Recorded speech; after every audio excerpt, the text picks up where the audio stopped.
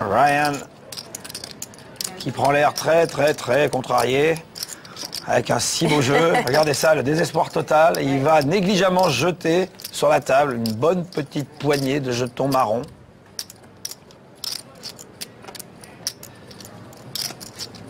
Qu'est-ce qu'il se dit? Il se dit que l'autre a peut-être 8 et 9 en main et qu'il va le battre. Allez, joue. S'il avait 8 et 9, il n'aurait pas bêté le flop. Tu peux pas le perdre celui-là. Allez, vas-y. Hollywood 2, hein. 275 000, il le relance ou il le relance pas? Voilà, 700 000. Gavin ne va pas hésiter longtemps, il va jeter sa main. Et voilà. Et voilà.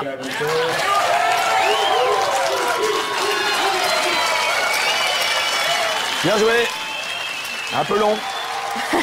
Pas grand-chose. La bonne somme, nickel. Le vainqueur empochera 1 million de dollars au Canada. Ils sont toujours 4 Canadiens pour une Américaine, Kathy Liebert et Glenn Whitmer. Et le chip leader, toujours. Il nous tarde de voir Kathy Liebert pouvoir s'exprimer un peu. Elle n'a pas touché beaucoup de cartes pour l'instant. Et c'est pas sur ce coup-ci qu'on va la voir. Gavin Smith, à présent. Dame 9. Enfin, c'est pas qu'elle n'avait pas touché des cartes, c'est qu'elle a touché les mêmes que ses confrères à table. 2 fois, elle a eu un bon jeu, elle a été obligée de partager. Et voilà 2 valets pour Glenn qui, lui, est sur un petit nuage. Hein. 250 000. Il a gagné un très gros pot la dernière fois qu'il a pris 2 valets. 6 et 4 à la poubelle. Et c'est Gavin qui doit mettre 140 000 avec Dame 9 pour aller voir un flop.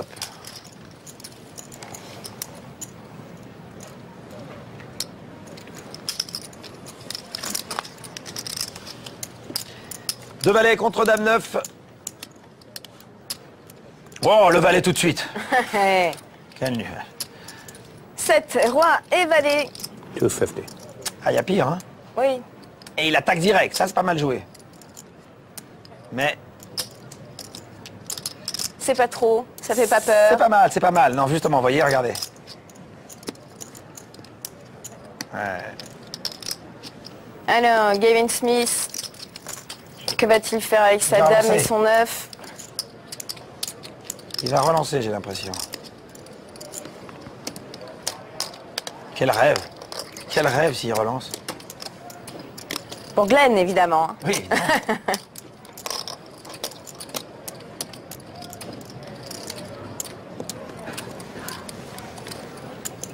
Oh oui. Il paye. Ah, il paye seulement. Il paye, il a besoin d'un 10. Il a besoin d'un 10. D'abord, il veut paralyser le coup, pour qu'ensuite l'autre check et qu'il l'attaque. Mais s'il touche le 10, évidemment, c'est magnifique. Ah bah voyons, carré de valet. Alors, que faire? Impassible. Checker ou bêter? Ah, bêter, évidemment. Ça pourrait être bien joué si l'autre avait une main, mais là, il aurait pu laisser Gavin faire la faute. Ah. Et il manque 4 valets.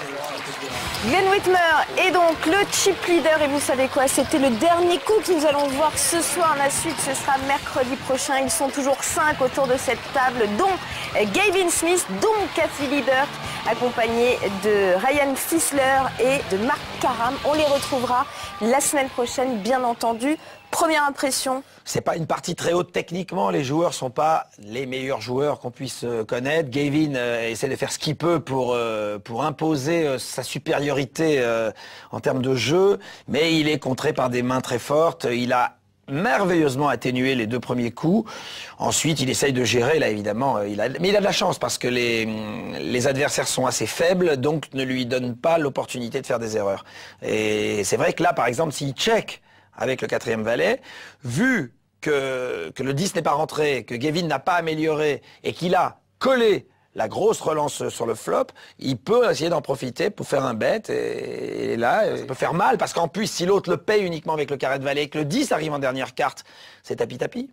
La suite, évidemment, il vous tarde, ce sera seulement mercredi prochain. Dans un instant, on va pouvoir accueillir Thomas Bichon, votre invité, vainqueur du WPT de Chypre. Avant cela, regardez ce qui vous attend la semaine prochaine. dans le prochain épisode. Elle reste favorite parce qu'elle a beaucoup plus de cartes pour gagner. Don't play a hate, drop a 8. Glenn Whitmer, 67 ans. Gramps, why are you doing this to me? Yes, ma'am. Yes, sir. Yes, ma'am. Show us the money. Gramps. Oh boy. All right, back in the game. Suite et fin de cette table finale du NAPC, ce sera mercredi prochain. Ils seront donc 4 autour de cette table et non pas 5 comme je l'ai dit. Et notre invité nous a rejoint, c'est bien sûr Thomas Bichon. Bonsoir. Bonsoir. Bonsoir Thomas. Bonsoir Patrick. Merci d'être là. Je suis content de recevoir Thomas Bichon. Moi, c'est un joueur que j'aime beaucoup parce qu'on pourrait le décrire comme, tu me vois si j'ai raison, je dirais modeste, agressif, super comportement à la table et un joueur très solide, très présent. C'est un peu ce que j'ai comme impression. Moi, j'ai joué avec lui plusieurs fois. En marge des tournois, il s'adonne à des énormes parties de cash game. Et parle-nous un peu de ton parcours. Comment t'es arrivé là? Comment t'es arrivé au poker? J'ai d'abord fait mes études de droit à Corté. J'ai arrêté en 97 mes études de droit et j'ai commencé par jouer au poker fermé. Comme tous les Corses. Et voilà, comme tous les Corses, parce que c'est très culturel chez nous. Absolument. Donc j'ai joué 4-5 ans pratiquement tous les jours. Hein. Mes parents qui doivent sûrement m'entendre, donc ça va peut-être être une révélation pour eux aussi. Et après, j'ai beaucoup joué sur Internet entre 2002 et 2006. Et après, j'ai commencé à faire mes classes en live, donc ça fait 3 ans que je suis sur le circuit plus ou moins. Hein.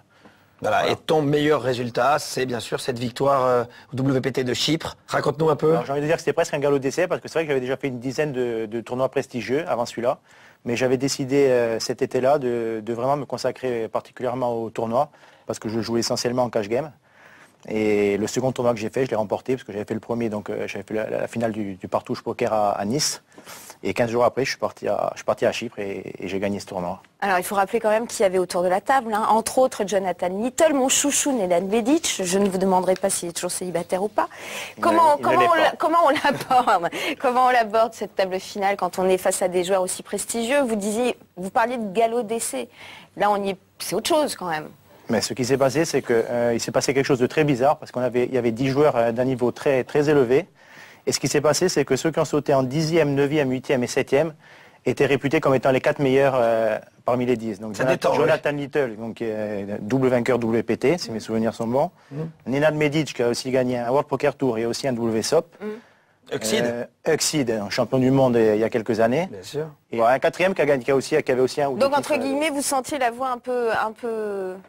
Non, parce que ça me motive de jouer avec des très bons joueurs. Moi, j'aime bien quand le niveau est très élevé. J'aime bien savoir où j'en suis. On a plus de visibilité. J'ai plus de visibilité. J'ai parfois du mal avec les amateurs qui font des gros overbets ou qui n'ont pas peur d'engager leur tapis très très rapidement. Là, les structures étaient très belles. C'était un très beau World Poker Tour. On n'était pas énormément, on était que 181. Mais les structures étaient très longues. Ça permettait de beaucoup jouer. Il y a eu beaucoup de moves post-flop. Et ça me convenait énormément. Tu es signé par une room. Ça change complètement ta vie, ton rapport au poker, au tournoi. Tu es devenu professionnel maintenant? Pas vraiment. Qu'est-ce que tu fais à côté? Je vais continuer à jouer un peu en cash game, mais bien entendu, maintenant, les tournois sont ma priorité. Donc j'ai quand même pas mal de sollicitations, j'ai quelques obligations aussi. Et je ne peux plus faire de façon anecdotique 4 ou 5 tournois dans l'année. Je vais donc en faire 20 ou 30, à savoir donc tous les EPT forcément. Hein. Les WPT et je vais aller à Vegas pour les WSOP 2 mois cette année.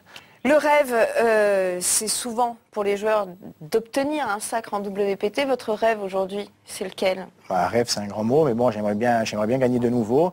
Et si c'est à choisir, ce serait plutôt un EPT ou un WSOP. C'est que les WSOP, les Français n'ont pas très bien réussi ces derniers temps. Il y a des anciens vainqueurs.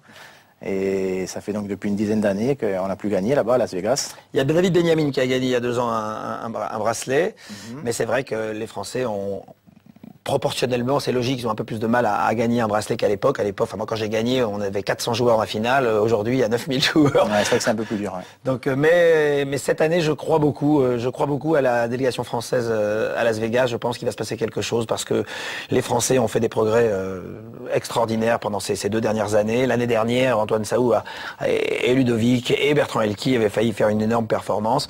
Fabrice Soulier qui a fait énormément de passes payées aussi. Fabrice Soulier qui avait fait beaucoup de places payées. Donc cette année, peut-être que 2010 pourrait être une année. Ça a commencé il y a 3 jours et on va faire un beau voyage là-bas, je crois. Est-ce qu'il y a une vie de communauté française, notamment à Vegas ou ailleurs? C'est vrai qu'au niveau du français, le poker, c'est quand même assez individualiste, vous voyez. Vous vous inscrivez au tournoi, vous êtes dans votre bulle, on a tous une façon de se préparer différente. Il y en a qui restent dans les chambres, il y en a qui vont faire du sport, il y en a qui écoutent de la musique. Donc c'est vrai qu'on n'est pas tous ensemble à l'approche d'un grand événement comme peut être un grand tournoi de poker. Et vous, votre façon de vous préparer? Moi, j'aime bien rester dans ma chambre. Je reste assez longtemps sous la douche, j'aime bien écouter un peu de musique. J'aime bien rester seul avant les débuts de tournoi. Ouais. Et la façon de se préparer plus généralement, est-ce que vous êtes friand de littérature de poker, friand de sites internet, on va redécrypter certainement? Je suis entre tous les deux. Au début, j'étais plutôt autodidacte. Et c'est vrai que maintenant, je commence à m'intéresser quand même un peu plus à ce qui se passe dans les forums, dans les magazines spécialisés. Et c'est vrai qu'on s'enrichit aussi énormément au travers des discussions qu'on peut avoir avec d'autres très bons joueurs de poker français notamment. Hein. Une référence, un joueur qui vous a impressionné, une sorte de modèle? En tournoi? En tournoi, oui. J'ai beaucoup aimé la façon de jouer de Nenad Medic. On en parlait tout à l'heure, par exemple, Qui dites-vous? à Chypre. C'est vraiment un super joueur. Et des amis dans le poker? Oui, pas mal, oui. Oui. Ben, notamment mes amis corses qui ont Pasqualini. qui ont perfé ces derniers temps. Jean-Paul Pasqualini qui a gagné. Mon ami Stéphane Albertini aussi, qui a fait un grand résultat à Deauville. Eh ben, ça nous donne l'occasion de saluer toute la communauté corse qui nous regarde. Moi aussi. Merci beaucoup pour ce Merci passage beaucoup. parmi nous. Bonne chance pour les C'est moi qui vous WSOP. remercie. Ouais. On vous suivra peut-être une prochaine table finale en WPT, Ben, c'est j'espère évidemment bien, tout le mal sauf qu'on que vous je souhaite. risque d'en faire une bonne quinzaine de tournois là-bas. Donc Ah, j'espère ben voir voilà. ça. Question, est-ce que Chypre avait été télévisé?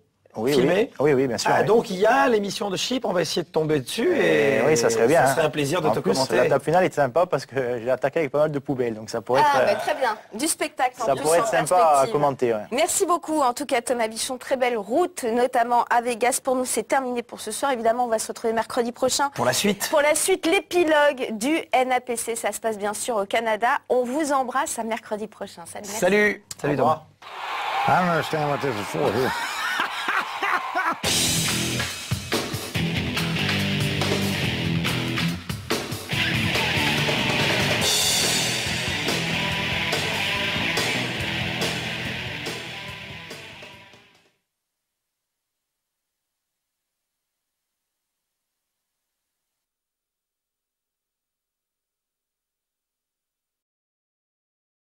Take on the world at the world's largest poker room, partypoker.com. Everyone's playing.